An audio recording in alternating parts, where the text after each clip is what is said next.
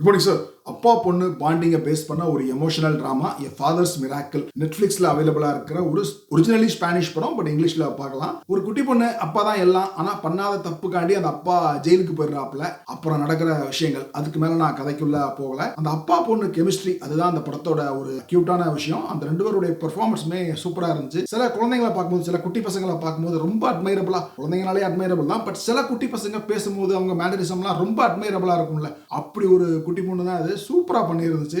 அதுவும் ஜெயிலுக்குள்ள வச்சு ஒரு சீன் வரும். ஜெயிலுக்குள்ள போய் நிறைய பேர்கிட்ட பேசுற மாதிரி அந்த சீன்லாம் அப்படியே ரொம்ப ரசிச்சு பார்க்கலாம். அப்பாவா நடிச்சிருந்த ஹெக்டர் கூட சூப்பரா பண்ணியிருந்தாரு. அவருடைய பெர்ஃபார்மன்ஸை எப்போ ரொம்ப ரசிக்க முடிஞ்சது அப்படின்னா, நான் ஒரு இடத்துல படத்தை பாஸ் பண்ணிட்டு அவர் உண்மையிலேயே எப்படி இருப்பார், அந்த ஆக்டர் யாரு அப்படின்னு வெப்ல போய் பார்த்துட்டு வந்தேன்.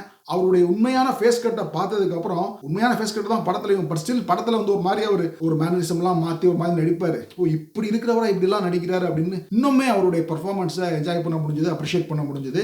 அந்த படம் பார்க்கும்போது லைஃப் இஸ் பியூட்டிஃபுல், தெய்வ திருமகள், இதெல்லாம் ஞாபகத்துக்கு வர்றதை தவிர்க்கவே முடியாது. இந்த படத்தோட பெரிய பிரச்சனை அப்படின்னா, பல சிச்சுவேஷனை வந்து அப்படியே ஆர்டிஃபிஷியலா கிரியேட் பண்ணியிருப்பாங்க, ஸ்டேஜ் பண்ணியிருப்பாங்க. யதார்த்தமாவே நடக்கிற மாதிரி இருக்காது. ஒரு எக்ஸாம்பிள் சொல்லணும் அப்படின்னா, ஒரு பொண்ணு படத்துல வந்து ஒரு சீன்ல மேலேருந்து கீழே விழும். அப்போ அந்த கீழே விழணுங்கிறதுக்காக கீழே விழுற மாதிரி ஒரு இடத்துல அந்த சீனை கிரியேட் பண்ற மாதிரி ஒரு ஃபீல் வந்துச்சு. ஏன்னா நடக்கிற ஈவெண்ட்ஸ் எல்லாமே ரொம்ப ஒரு ஆர்கானிக்கா யதார்த்தமா நடக்காம ரொம்ப ஆர்கெஸ்ட்ரேட் பண்ண மாதிரி இருக்கும். அதாவது 7வது சீன்ல இது நடக்கணும்னா 6வது சீன்ல இப்படி செட் பண்ணுவோம் அப்படின்னு எல்லாமே ரிவர்ஸ்ல ஒர்க் பண்ண மாதிரி நிறைய சீன்ஸ் உண்டு. அதனாலேயே படத்தோட ஒரு டிஸ்கனெக்ட் இருந்துச்சு. ஏன்னா இந்த எமோஷனல் ட்ராமா இன்னமும் ஒரு இம்பாக்டை கிரியேட் பண்ணிருக்கணும். அது கிரியேட் பண்ணாத காரணம் இந்த செயற்கையான ரைட்டிங் பல இடங்கள்ல தூக்கிட்டு தெரிஞ்சது. நீங்க இந்த லாஜிக்கல் மைண்டு, அனாலிட்டிக்கல் மைண்டு அதெல்லாம் கழட்டி வச்சுட்டுனா எங்கேயாவது டன்சோல கூட அனுப்பிட்டு ஹார்ட்லேருந்து ஸ்ட்ரெயிட்டாக பார்க்குறதா இருந்தால் படத்தை ரசித்து பார்க்கலாம். அப்படி பார்க்குறது கஷ்டம். நிறைய கேள்விகள் வரும். அது எப்படி, இது எப்படி, சோன்பு அப்படின்னு நிறைய தோணும். அதெல்லாம் தவிர்த்து